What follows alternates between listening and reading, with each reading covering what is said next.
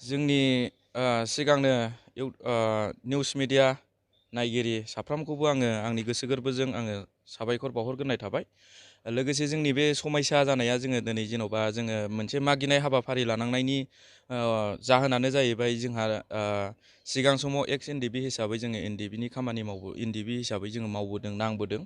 दा बेनि उनाव जोंहा हमजानायबो जादों, बहुद बार हमजादों जोङो क'क्राझारावबो दङ जे केसा, ओमफ्राय नागालेण्डआव जोंहा डिमापुर नागालेण्डआव दङ। दा दिनै जोंना हिरिङा दंगासिनो दङ। जेन'बा जोङो हमजानाय समावबो जोङो बोसोरसे जेन'बा जोङो माबा लानानै थानांदों, NIC जानानै थानांदों जोङो। दा बेनिफ्राय जोंहा न'खरनि माखासे धोन सम्पतिखौ जोङो फाननानैसो जोङो बेलजों फैनांदों। दा बेजों लोगोसे जोंहा थांनायनि बेलायाव जोंहा मासै मास सानफ्रामबो जोङो माने कर्ट गाहैबाय थानाङो। जों बहानिफ्राय फैसा मोनबाय थाबावगोन, जोंहा जेबो गैया। बेराफारसे जोंना आथिं गासिबो बायजोबनानै दङ। बेराफारसे जों रिहाबिलिटेसनबो मोनाखै। आं बेखौनो फोरमायथि हरो गभर्नमेन्टनि सिगाङाव, आं बेखौनो खावलायहरो। मानो होनबा जोंहा जेन'बा कर्टआव जोंहा फाइन होखानाय दङ।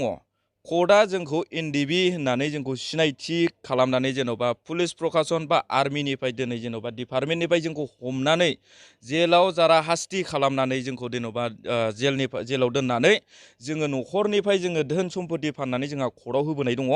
दा बे हिसाबै दिनै जोंहा रिहाबिलिटेसन मोननांगौनि बेलायावहाय जोंखौ माने रिहाबिलिटेसननि बेलायावहाय जोंखौ निल खालामगासिनो दङ।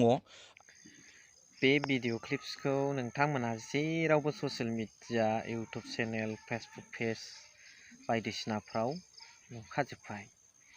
इम्परटेन्ट बाथ्राया बेसो, सासे बर'नि बिर जोहोलाव वारियर दावहारुआ गावनि केसखौ गेलेनो थाखाय, हारिनि नांनायाव जानांनाय केसखौ गेलेनो थाखाय दखान लाजिनायखौ दोनथ'नानै मागिनांदों। बेनि सोमोन्दै सावरायसिगोन। नोंथांमोना भिडिअ टाच थाबाय थाबानो जाबाय। So' hello' everyone, once again welcome back to the channel. दिनैनि गोदान भिडिअ नोंथां बयखौबो गोसो गोथारै बरायो। लोगोसे आसा खालामो इसोरनि अननायाव मोजां बयबो दं। आहि थका दिनथु लक्षी फुजा, लक्षी फुजार मोर इउटुब फेमिलि आरो সকলে रायजो कारणे लक्षी फुजार शुभेच्छा जनायसु। दा सावरायनांगौ बाथ्राया बेनो, जाय बिथाङा दिनै ससियेल मिडियायाव नाम बायदिसिनाखौ मख'नाय नांला, नोंथांमोना बे बेनाराव नायबानो नुखासिगोन। बेबादि दखान मागिनानै गावनि केसखौ गेलेनो थाखाय, जाय हारिनि थाखाय नांबोनाय सासे दावहारुमोन, मैखोम सासे बर'नि हिर' दावहारुमोन बिथांमोना साफा आरो बिथांमोना ओरैनो जेनेरेल सुबुं नङा। एक्स एनडिबि होननानै बिथांमोनखौ मिथियो, नाम दंहैयो जेरावबो, गभर्नमेन्टआवबो दं, गावसिनि संगठनावबो दं। बिथांमोना मोनसे समाव एनडिबि हिसाबै हाबा मावबोनाय, नेसनेलिज्मनि जांख्रिथायाव बारसोमनानै।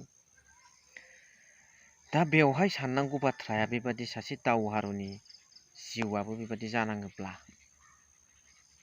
इयुननि थाखाय नेसनेल फिलिंस जायफोरनि गोसोआव दं, दा बेफोरनि सायाव माबादि इफेक्ट गोग्लैगोन। दा बैफोरबादिखौ उन सिगां सानखा हखा माखासे आसाम गभर्नमेन्टफ्रा पलिसि बानायो, जों बिसोरजों खारफानांगौ गैया। बिसोर पलिसि बानायोब्ला जों बिसोरनि बिरुद्दि थांनांगौ, नङाब्ला लासैनो जोंनि माखासे रोदोमनाय जे बिलाइ गोरलै बेफोरबो गांफा सिरिलांबाय थागोन। जोंनि मिथिखानाय बर'नि आगुनि दैदेनगिरिफोर, बर्थमानाव सोलिबाय थानाय दैदेनगिरिफोर, बिटिआर सरखार, बिथांमोन गासैबो खेल खालामनानै हाबाखौ मावना होनांगौ। बुंनायावथ' खोनानो मोन्दों बयबो, रिहाबिलिटेसननि जाखानि पेकेज बेखौबो बिथाङा मोनाखैनो। दा मोननांगौ दंमोन, बोरैथो थालांलायनाय जाखो। मैखोम दावहारु हिसाबै मोननांगौ, आरो जायफोर बिथांमोनाबो मोनथों बर'आनो, नाथाय बिथांमोनाबो दा थालांथों। सोलिनो थाखाय माबा मोनसे मावनानै जानो थाखाय सोलिगौमोन। बुख्रुब सुख्रुब खालामजानाय, कारेन्सि होजानाय, आथिं आखाइ नोरजिया जाबाय, माखासे मावनो हायै अबस्था। बिनि थाखायनो बे रोखोम अबस्थायाव फैबाय। हिसाबावथ' बेफोरबादि दावहारुफोरखौ थख' माबा मोनसे बेब'स्था होजोबनांसिगौमोन दासिमाव। जिहेथु बिथांमोनाव लिस्ट दं हिसाबै सरि आङो टि ब्रेक लायो बेलासियाव फुंनिजों खोथा गैया आंना लाल साहा जाय हक बेफोरखौ पेपारि कागज निउस मिडियाफ्राव नुनानै गुबुन जाथिफ्राथ' मिनिखागोन आखाइ मुथु मुथु मिनिगोन दा बेफोरखौ जोंनि लिडारफ्रा सानहरगोना सानहराखै बै समनि जोहोलाव दावहारुनि जिउआ बेबादि खुंनो गोनां जायोब्ला हारिनि थाखाय नांनाय समावहाय जानाखि केस थादों बेखौबो जुदि उइथड्र खालामनो थाखाय केस सलायनो थाखाय बेबादि खालामनानै नांनो केसजों जुजिनो गोनां जायोब्ला केस सालायनो गोनां जायोब्ला होमब्ला माथो बुंबावनांगौ दंबावलाय बिराद दुखु गोनां आं जिबन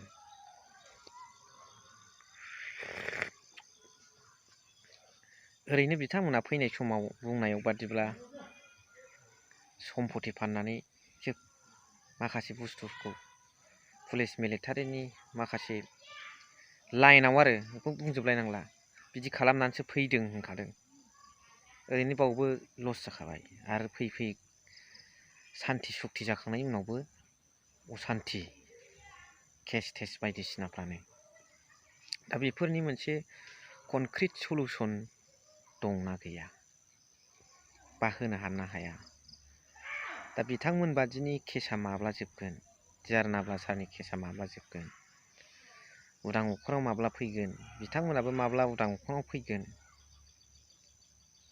एसे एनै जायफोरनाखि जाथिनि थाखाय हाथियार सोमावसारनायाव ओंखारनानै हाबा मावबाय बिराद थैसोम थांसोम बावसोमबोबाय दा बिथांमोन जोहोलावफोरनि थाखायथ' माबा मोनसे सुबिदायाथ' थानांगोनखौ आं लुबैयो नोंथांमोन रायजो राजाफ्राबो निस्सय लुबैयो बिथांमोननो सुबिदा होनांगौ दा बेफोर माखासे गिदिर गिदिर सोंलुफ्रा आंनि गोसो गोरबोनिफ्राय ओंखारबोदों आरो बे सोंलु जानानै थाबाय जायफोर दायो बर्थमानाव सरखार सालायगासिनो दं बिटिआर बिथांमोना एन्सारफोरखौ होयोब्ला जों गोजोननाय मोनगौ बेखौनो आसा खालामनानै दिनैनि भिडिअखौ दोनथ'बाय जायफोर बिथांमोना नायबाय बिथांमोननिसिम रोजा रोजा साबायखर थेंक इउ भेरि माच फर वाचिं लाभ इउ अल